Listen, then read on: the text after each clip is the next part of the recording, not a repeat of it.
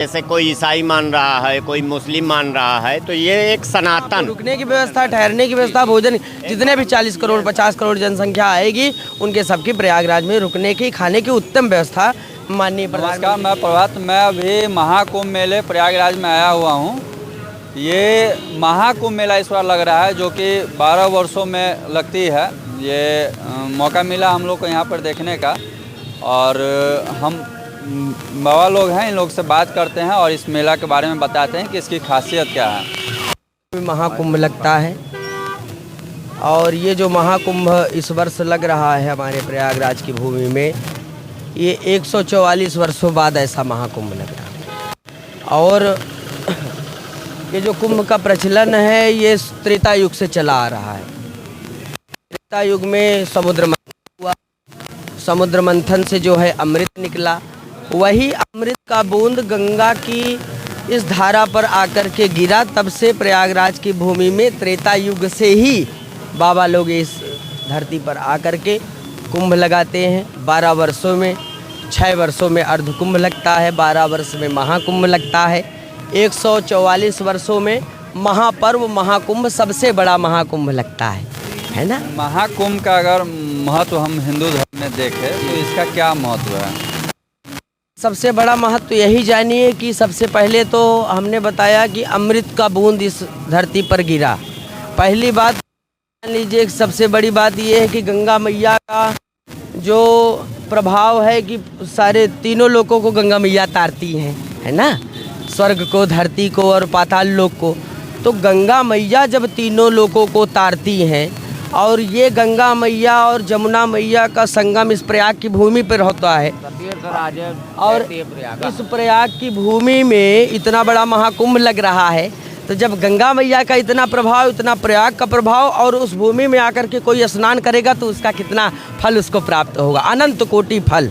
कहते हैं जो तीर्थ में आप पुण्य करते हैं वो हजारों गुना फल के बराबर आपको मिलता है, और जो पाप करते हैं यहाँ आकर के वो भी कहते हैं अन्न क्षेत्रे कृतम पापम पुण्य क्षेत्रे विनश्यति, और पुण्य क्षेत्रे कृतम पापम वज्रलेखो भविष्यति।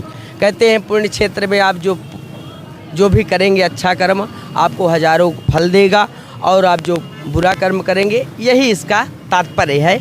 और यहाँ पे कौन कौन से भगवान का दर्शन हो सकता है कुंभ में आने के बाद? यहाँ पे आप समझिए तीर्थराज की भूमि में देव दनुज किन्नर नर श्रेणी सादर मज्जहि सकल त्रिवेणी। जब यहाँ अभी ये जो कुंभ लगने जा रहा है, इस कुंभ में देवी देवता, मतलब हमारे धर्म में, हमारे सनातन धर्म में 33 कोटि देवी देवता हैं, मानते हैं ना। दुर्गा मैया है, काली मैया है, या हमारे ब्रह्मा विष्णु महेश जो भी है। तो ये जो देवी देवता मिलाकर के 33 कोटि देवी देवता हैं, ये सारे देवी देवता इस कुंभ में आकर के स्नान करेंगे।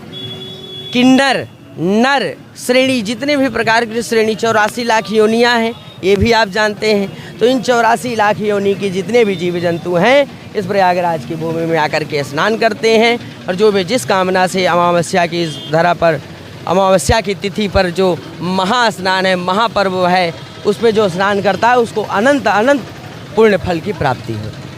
अच्छा, यहाँ पे बताया जाता है कि जो नहाते हैं यहाँ पे तो उनकी सारी मनोकामना भी पूर्ण होती है और उनका पाप भी घटते हैं, क्योंकि यहाँ पे अमृत का बूंद गिरा हुआ था। अवश्य यहाँ पे बहुत जगह के साधु आते हैं, बहुत जगह के लोग आते हैं। हाँ जी। तो उन लोगों के लिए भी कुछ मतलब कि सीखने का या सिखाने का कुछ होता होगा, तभी लोग यहाँ पे सब पहुँचते हैं हर एक जगह के। बिल्कुल, उनके बारे में कुछ बताइएगा। हाँ, आप देखिए कि जो हमारा सनातन धर्म है ये साधु संतों से चल रहा है। हमारे, आप कहते हैं धर्मो रक्षत रक्षिता, जब आप धर्म की रक्षा करेंगे तो धर्म आपकी रक्षा करेगा। तो धर्म की रक्षा हमारी कैसे होती है?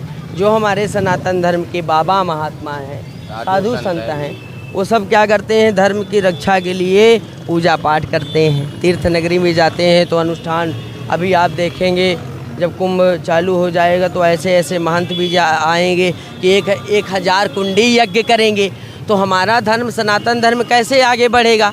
हमारा सनातन धर्म जो है यज्ञ से आगे बढ़ता है, दान से आगे बढ़ता है, दीन दुखियों की हेल्प करने से, उनकी सहायता करने से हमारा सनातन धर्म आगे बढ़ता है। तो वो यहाँ आकर के साधु महात्मा करते हैं। जो कमाए रहते हैं यहाँ आकर के सेवा करते हैं, और जो सेवा के भाव से तीर्थ नगरी में आता है उसी को फल भी है। ये इसकी महानता है, ये साधु संतों का कार्य। जिनको जो लोग यात्री आएंगे यहाँ पे अपने धर्म से संबंधित कुछ प्रश्न होंगे या कुछ बातें होंगे, तो वो कहाँ पे जाके उस प्रश्न का उत्तर ले सकते हैं? कहाँ बाबा लोग का स्थान जो है उसके बारे में थोड़ा आप ये जो पूछ रहे हैं कि क्या उत्तर ले सकते हैं, जगह जगह पे जो है कथा चलती रहती है, जगह जगह पे साधु संत महात्मा बैठे रहते, सत्संग होता रहता है।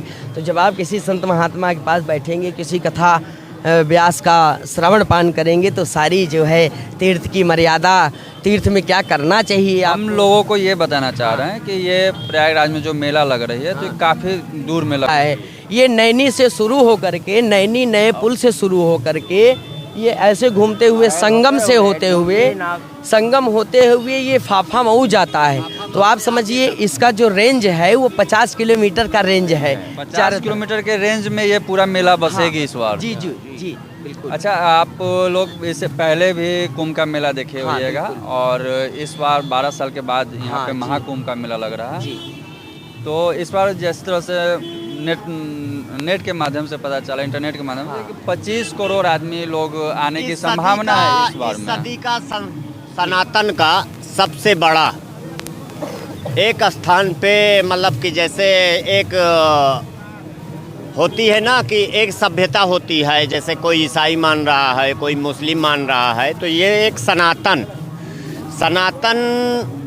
की धरा बोलिए या हमें यहाँ का आकर्षण बोलिए, इस आकर्षण में कुंभ का, प्रयाग का एक आकर्षण हृदय में व्याप्त ही हो जाता है। जब ये कुंभ का मधुर क्षण, मतलब कि ये समय आता है, तो जैसे एक जगह पे कहीं भी बाहर कंट्री में, जैसे कि मुस्लिमों का मक्का है, तो वहाँ पे जैसे कि एक समय उनका होता है, पूरी दुनिया का लोग वहाँ इकट्ठा हो जाता है। वेस्टर्न सिटी है तो वहाँ पे इकट्ठा ईसाई हो जाते हैं। तो ऐसे जैसे हमारा सनातन धर्म है, सनातन सभ्यता है, हर हिंदू में व्याप्त हो जाता है कि हमें 25 करोड़ बहुत कम है, कम से कम 40 करोड़ सनातनी यहाँ पे आके डुबकी लगाएंगे, आस्था की डुबकी। ये मेरा मानना है।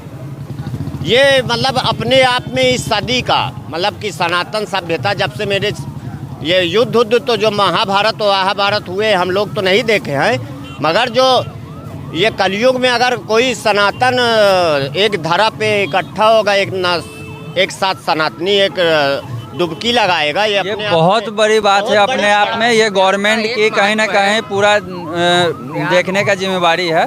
तो क्या आपको लग रहा है कि उस तरीके से सारा व्यवस्था हो चुकी है कि किन्हीं को कोई समस्या नहीं है? एक बात आपसे कहना चाहूँगा, आपके ये चैनल के माध्यम से हमारे देश के यशस्वी प्रधानमंत्री श्री नरेंद्र मोदी दामोदर दास जी और श्री माननीय हमारे उत्तर प्रदेश के गरिमामयी यशस्वी मुख्यमंत्री श्री योगी आदित्यनाथ जी के मार्गदर्शन है से यहाँ पर आपको जो खूबसूरती अभी से देखने को मिल रहा है।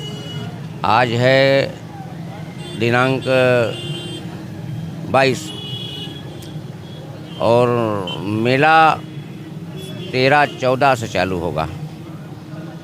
आज आप आए हुए हैं, आपको खुद एहसास हो रहा होगा कि 1 महीना पहले से मेला यहाँ कितना सुंदरता भव्य रूप धारण कर लिया है। और प्रयागराज की एक कांक्षा रही है और सदैव तीर्थराज प्रयाग का एक वाणी रहा, जो पुरोहितों द्वारा इसका संचालन हुआ। श्री त्रिवेणीयम माधवम सोमम भारत द्वाजम च वासुकी वंदे अक्षयवटम शेषम प्रयागम तीर्थ नायकम। ये जो शब्द है, यहाँ पर आने वाले समस्त साधु संत श्रद्धालु सभी लोगों से हमारा सर्वत्र प्रार्थना निवेदन है कि वो प्रयाग आएँ और गंगा जी या संगम का जो उनका उद्देश्य है, उसके बाद भी वो अक्षयवट और बजरंगबली लेते हुए प्रयाग के, और श्री वेणी माधव जो दारागंज में स्थापित हैं। बारा माधव तो न दर्शन कर पाएंगे, लेकिन अगर वो वेणी माधव का भी दर्शन कर लेते हैं तो उनको फल प्राप्त प्रयागराज का होता है। जो कल्पवास यहाँ करते हैं वो तो निरंतर इस चीज़ को हम लोग उनको आकर्षित करते रहते हैं, धर्म के प्रति जागरूक करने का हम लोग काम करते रहते हैं। हमारा संस्था है और संस्था के माध्यम से और हमारे ये जैसे आचार्य पंडित तीर्थ पुरोहित हैं, ये सब इन लोगों के सहयोग से इनके सहयोग से हमको। आपके संस्था में क्या होता है? हम लोग संस्था में जिस संस्था से हम लोग जुड़े हैं उनका जिस तरीके से कार्य किया जाता है, हम लोग पुरोहित हैं। हमारे यहाँ जिला जिससे मध्य प्रदेश में सतना जिला शहडोल और छत्तीसगढ़ बन गया है, ये कई ज़िले वहाँ भी हो गए हैं। तो कुछ ज़िले ऐसे हैं जो मध्य प्रदेश में रीवा, सतना, व्यवहारी, जयसिंह नगर, उमरिया और छत्तीसगढ़, यहाँ के हम लोग तीर्थ पुरोहित हैं। तो हम लोग जो वहाँ के यात्री आते हैं तो हमारे यहाँ आते हैं, क्योंकि अब उनसे हमारा कई पीढ़ियों से संबंध होने के कारण तो उन लोगों को हम अपने यहाँ टेंट वगैरह की सुविधा प्रदान कराते हैं और उनको यहाँ के बारे में महत्व बताते हैं। वो इस महत्व को फॉलो करते हैं। यहाँ पे आप लोग का सालों भर जो मतलब कि तीर्थ यात्री आते हैं तो उन लोगों का सेवा प्रदान करने के लिए आप लोग यहाँ पर रहते हैं। जी जी, जो भी यहाँ श्रद्धालु आ रहे हैं, जो जिस ज़िले के तीर्थ पुरोहित हैं, वो उनके पास ही जाएंगे और जब उनसे वो कांक्षा करते हैं पूछने की इस तीर्थराज प्रयाग के बारे में, तो तीर्थ पुरोहित उन्हें बताते हैं और कैसी जहाँ जहाँ भी उन्हें सुविधा होती है वहाँ वहाँ। यहाँ पे क्या क्या व्यवस्था हुआ है इतना लोग को रखने के लिए? इतना लोग आ रहे हैं दूर दूर से, तो कुछ व्यवस्था के बारे में बताइएगा। ये हमारे आप समझिए कि हमारे उत्तर प्रदेश के मुख्यमंत्री जी के ये पूरा देख रेख में मेला चल रहा है और जो भी यात्री आएगा, हाँ एक है। अब आप समझ सकते हैं कि अब आप इस चीज़ को समझ सकते हैं अच्छे तरीके से कि यशस्वी और मुख्यमंत्री अगर हम कह रहे हैं तो ये सत्य होगा कि यहाँ पर जो कोई आ रहा है वो वास्तविक में यहाँ भूखा नहीं रह जाएगा, वो कहीं ना कहीं उसको भंडारा। व्यवस्थाएं की गई हैं प्रयागराज की धरती में। यहाँ पहले जब हम लोग बहुत कम थे, तब हमारी जनसंख्या बहुत कम थी, तब इतनी व्यवस्था थी। तो आज तो जनसंख्या भी बढ़ गई है, व्यवस्थाएं भी, आधुनिक युग है भाई। सारी व्यवस्था जो है आपके कुंभ में आप समझ लीजिए, यहाँ आपको रुकने की व्यवस्था, ठहरने की व्यवस्था, भोजन, जितने भी 40 करोड़ 50 करोड़ जनसंख्या आएगी उनके सबकी प्रयागराज में रुकने की, खाने की उत्तम व्यवस्था माननीय प्रधानमंत्री मोदी जी, योगी जी और हमारे जो प्रयागराज में इतने बड़े बड़े संत महात्मा रहे, हमारी भी संस्था, हम स्वयं संस्था लगाते हैं, सेवा करते हैं, भोजन करवाते हैं। हमारे जो भी यहाँ पे सब सारी व्यवस्था है, ये सब। भारत माता की, सनातन धर्म की, गौ माता की, गंगा मैया की, जमुना माता की, सरस्वती मैया की, अपने अपने माता पिता की, गुरु देवी देवता की, तीर्थराज प्रयाग की जय हो। चलिए आपको हम बता दें कि यहाँ पे जो भी श्रद्धालु लोग आएंगे उनके रहने के लिए भंडारा भी चल रहा है, भोजन के लिए, और रहने के लिए टेंट भी का व्यवस्था किया गया है और बाथरूम वगैरह सारे चीज़ का व्यवस्था हुआ है। कोई भी लोग दूर से आते हैं तो उनको किसी भी चीज़ का समस्या नहीं होगा, यहाँ पे आके ठहर सकते हैं, रह सकते हैं। और ये मेरा प्रयास आपको कैसा लगा, अपनी राय कमेंट बॉक्स में ज़रूर दें। धन्यवाद।